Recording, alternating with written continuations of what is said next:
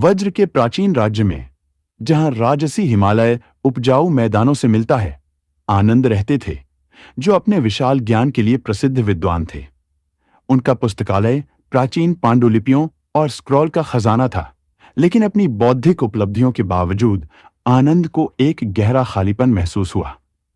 उनका जीवन विद्वानों की खोज से भरा था, फिर भी उन्हें अपूर्णता की भावना सता रही थी।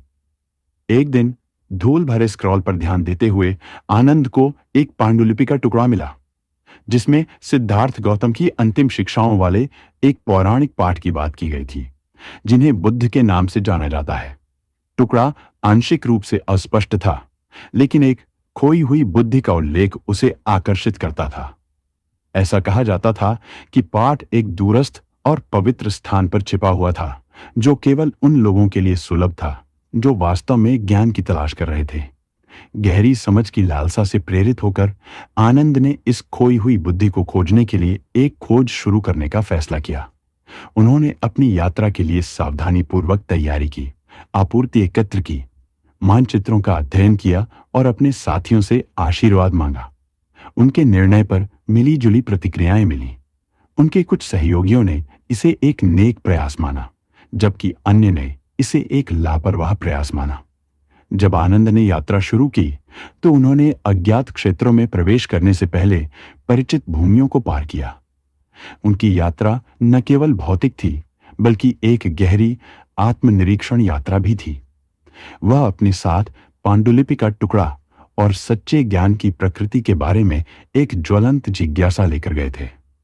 आनंद की यात्रा उन्हें विभिन्न प्रकार के परिदृश्यों से होकर ले गई, जिनमें से प्रत्येक ने अपनी चुनौतियों का एक सेट प्रस्तुत किया। घने जंगल वन्य जीवों की आवाजों से भरे हुए थे और उनके बीच से गुजरने के लिए शारीरिक चपलता और मानसिक लचीलापन दोनों की आवश्यकता थी।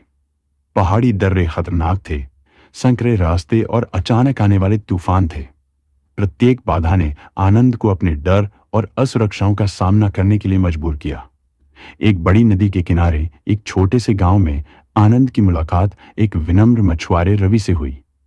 रवि की उपस्थिति शांत थी और जीवन के गहरे अर्थों की सहज समझ थी। आनंद थके हुए और निराश होकर रवि के मामूली घर में शरण लेने लगा। नदी के किनारे सादा भोजन और शांत शाम के दौरान रवि ने अपना दर्शन साझा किया।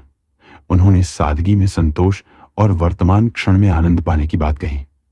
उनकी बातचीत के माध्यम से आनंद को समझ में आने लगा कि सच्चा ज्ञान केवल ज्ञान की बाहरी खोज में नहीं है, बल्कि मन की आंतरिक शांति और स्पष्टता में है। रवि की अंतर्दृष्टि परिवर्तनकारी थी। उन्होंने समझाया कि कैसे भौतिक संपदा और बौद्धिक उपलब्धियां सच्ची खुशी नहीं ला सकती, जब तक कि कोई व्यक्ति सामंजस्यपूर्ण आंतरिक जीवन का विकास न करे।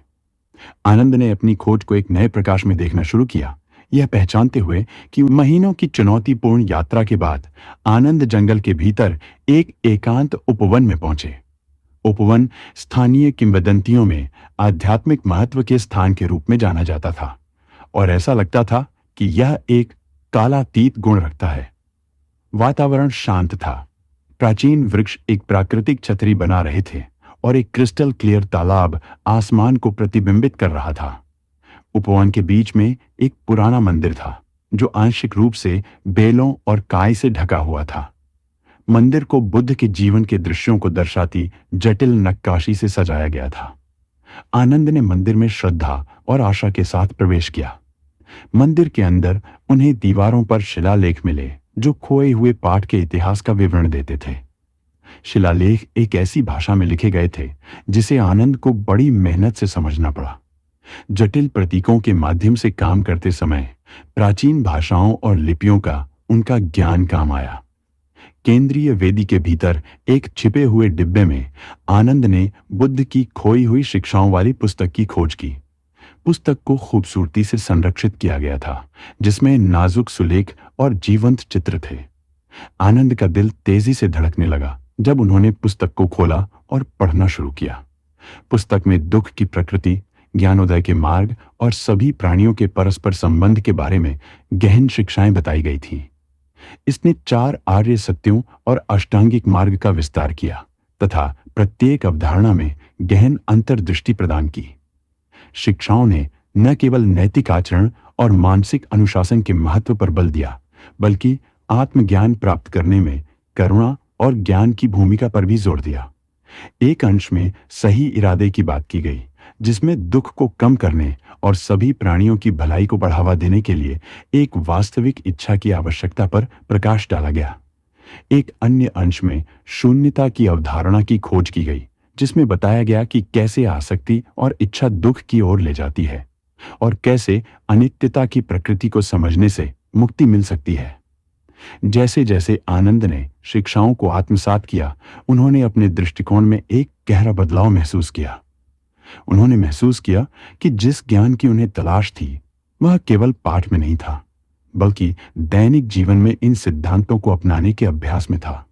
शिक्षाओं ने उन्हें अपनी बौद्धिक खोजों से परे देखने और समझ और करुणा के लिए एक समग्र दृष्टिकोण अपनाने की चुनौती दी।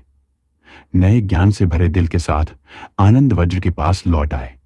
उनकी यात्रा ने उन्हें बदल दिया था और वे अपनी अंतर्दृष्टि को दूसरों के साथ साझा करने के लिए उत्सुक थे।